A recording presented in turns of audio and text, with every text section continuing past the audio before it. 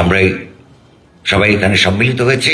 আমরা আশা করি আপনাদের যা যা চিন্তা, যা যা ভাবনা, সেগুলো একসাথে করে সম্মিলিতভাবে আমরা এগিয়ে যেতে পারবো। আমি এই পর্যায়ে এখানেই আমার বক্তব্য শেষ করছি। আপনারা ধৈর্য ধরে এসছেন, কষ্ট করে এসছেন, আপনাদেরকে অনেক ধন্যবাদ।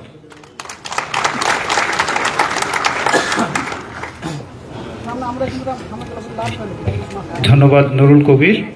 আমাদের এই আয়োজন উপলক্ষে Mahfuz Janam, editor publisher daily star, উনি একটা সংক্ষিপ্ত আমাদের গণমাধ্যম নিয়ে একটু চিন্তা তুলে ধরবেন এবং আমাদের সামনে করণীয় কী।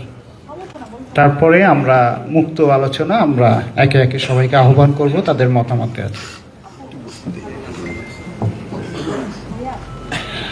আমি প্রথমে ৭১-এর মুক্তিযুদ্ধে শহীদদের প্রতি শ্রদ্ধা এবং ২৪-এ গণতান্ত্রিক আন্দোলনের শহীদদের প্রতি শ্রদ্ধা জানিয়ে শুরু করছি।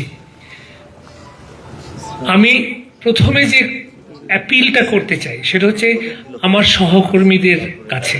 আমরা যারা সাংবাদিকতায় এসেছি তারা কেন এসেছি? চাকরি অবশ্যই, কিন্তু তার ঊর্ধ্বে একটা চিন্তা আছে, সমাজ সেবা। এই পেশা অন্য অন্য অনেক পেশাও সমাজের সেবা করেন, কিন্তু আমাদের একমাত্র অস্তিত্ব হচ্ছে সমাজ সেবা। সমাজ সেবার মধ্যে আছে গণতন্ত্র, মানুষের অধিকার, বৈষম্য সরিয়ে দেওয়া এবং ব্যক্তিগতভাবে সমষ্টিগতভাবে বিভিন্ন ধর্মাবলম্বী লোক, বিভিন্ন গোষ্ঠী, সবারই অধিকার, গণতন্ত্র, সেটাই হচ্ছে আমাদের পেশার মূল মন্ত্র। এবং আমি আমার সাংবাদিকদের কাছে বলবো, আপনারা কি অবগত আছেন যে কনস্টিটিউশনে শুধু দুটো পেশাকে কনস্টিটিউশনাল ধারা দিয়ে প্রোটেক্ট করা হয়েছে?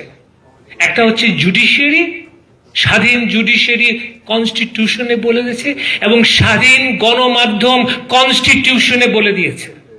তার মধ্যে কিছু সীমাবদ্ধতা আছে, আমি স্বীকার করি, কিন্তু কনস্টিটিউশনালি দুটো পেশা হচ্ছে প্রোটেক্টেড। কেন? জুডিশিয়ারি তো আমরা বুঝতে পারছি আমার স্বাধীন জুডিশিয়ারি দরকার, বাট স্বাধীন মিডিয়াকে কেন কনস্টিটিউশনালি প্রোটেক্টেড হয়? কেননা অভিজ্ঞতা বলে দিয়েছে যেই সমাজে স্বাধীন সাংবাদিকতার বিচরণ খুব বলিষ্ঠ, সেই সমাজ গণতান্ত্রিক হয়, সেই সমাজ বৈষম্যহীন হয়, সেই সমাজ অধিকার প্রতিষ্ঠার একটি নিদর্শন হয়। তো আমি মনে করি আমরা যারা সাংবাদিকতায় এসেছি এই উপলব্ধিতে আমাদের থাকতে হবে। আমাদের ব্যক্তিগত জীবনে, আমাদের সামাজিক জীবনে সততা, নিষ্ঠা এবং সঠিক স্বাধীন সাংবাদিকতা করার যে মৌলিক যে এথিক্যাল ভ্যালিউজ, আমি মনে করি, অনুরোধ করব আপনারা সেটাকে নিজের জীবনে, নিজের চেতনায় সব সময় ধরে রাখবেন। কেননা আমরা সাংবাদিক হয়ে যদি এই মূল্যবোধের পেছনে না থাকি, তাহলে সমাজ কিন্তু আমাকে সেই সমাদর করবে না। দ্বিতীয়ত, আমার বক্তব্য হচ্ছে এডিটোরিয়াল ইনস্টিটিউশন নিয়ে।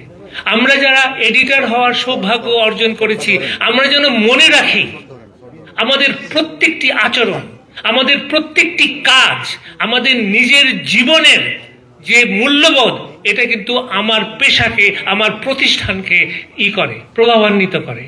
As an editor, it is my moral duty, professional duty, ethical duty to uphold the highest standard of journalism. আমি যদি সম্পাদক হিসাবে নৈতিকতার পতন ঘটাই, নৈতিকতার পরিপন্থী কোনো কাজ করি, তাহলে আমার প্রতিষ্ঠান প্রভাবান্বিত, ধ্বংস হয়, আমার পেশা কুলসিত হয়। তাই যারা আমরা সম্পাদক হওয়ার সৌভাগ্য অর্জন করেছি, আমরা যেন আমাদের পেশাগত কাজে, ব্যক্তিগত কাজে আমরা কখনো যেন এক মুহূর্তের জন্য না বলি যে আমাদের একটা মরাল responsibility, which is even higher in my view than any other values in our life. তৃতীয়ত, আমি মালিকদের কাছে বলতে চাই, আপনারা যারা সংবাদপত্রে বিনিয়োগ করেন, আপনাদেরকে ধন্যবাদ। কিন্তু আপনি অন্য ইন্ডাস্ট্রিতে যে বিনিয়োগ করেন, সেই মানসিকতা নিয়ে আপনি যদি গণমাধ্যমে বিনিয়োগ করেন, তাহলে সেই গণমাধ্যম কখনোই জনগণের আস্থা অর্জন করবে না। এখানেই আমি একটা কথা বলতে চাই, দিস ইজ মাই ভিউ, সেটা হচ্ছে যে আমি সাংবাদিকতাকে মনে করি উই আর সোশ্যাল ডক্টরস, আমরা সামাজিক ডাক্তার।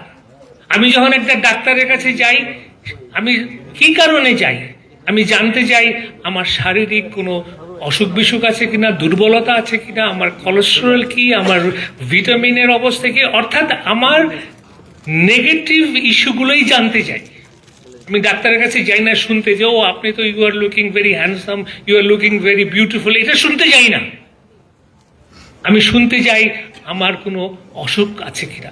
সিমিলারলি জার্নালিজম, সাংবাদিক আমরা যারা, we are social doctors, we are always pointing out the limitations, the failures of governance of society. কেননা আমরা সমাজকে ভালোবাসি, দেশকে ভালোবাসি, দেশের উন্নতির জন্য আমরা একজন বিনিয়োগ করে চাকরি সৃষ্টি করছেন, এটা করছেন, আমরা ত্রুটি ধরে সমাজের উন্নয়নের জন্য কাজ করছি।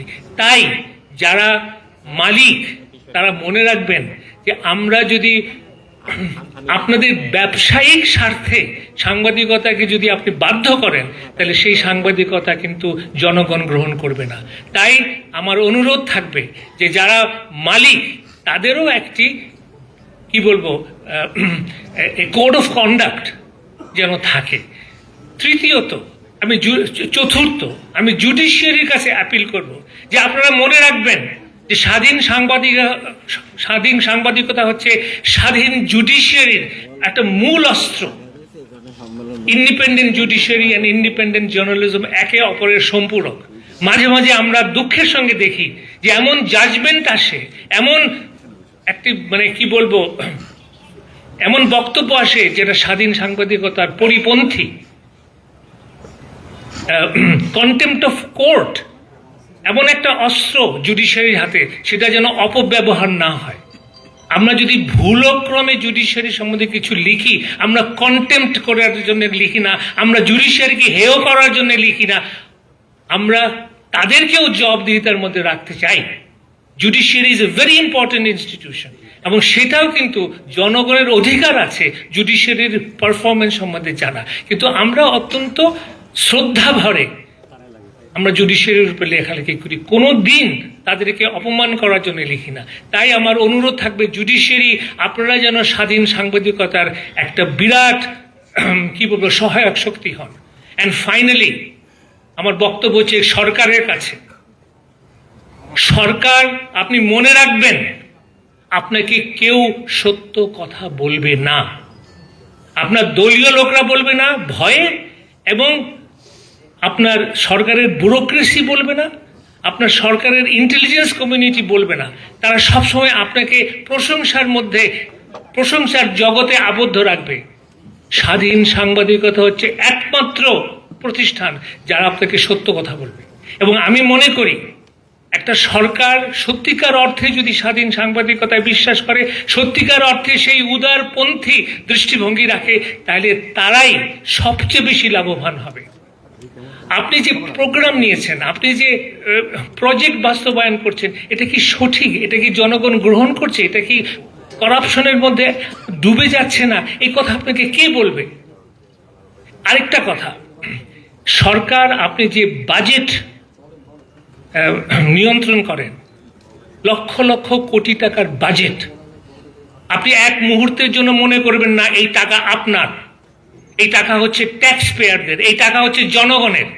আপনি কিভাবে সেটা ব্যবহার করছেন, অবশ্যই আপনাকে আমরা সমর্থন করব যেখানে সুন্দর, সঠিক, গণতান্ত্রিক এবং প্রো পিপল প্রজেক্ট হয়। কিন্তু ওই প্রজেক্ট যদি করাপশনের মূল জায়গা হয়ে যায়, এই কথা কিন্তু আপনাকে শুধু স্বাধীন সাংবাদিকতাই বলবে।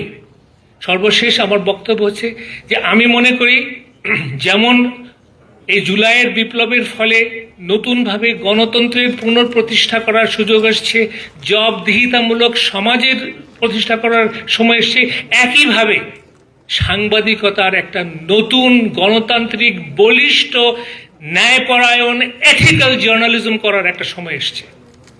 তো তাই আসুন আমরা সবাই একসঙ্গে মিলে মিশে আমাদের এই পেশাকে আরো বেশি জনগণের কাছে নিয়ে যাই, আরো বেশি জনগণের আস্থা অর্জনের জন্য আমরা কাজ করি, এবং আমরা যেন নৈতিকতার একটি চুল পরিমাণ ব্যর্থতা না করি। অনেক ধন্যবাদ।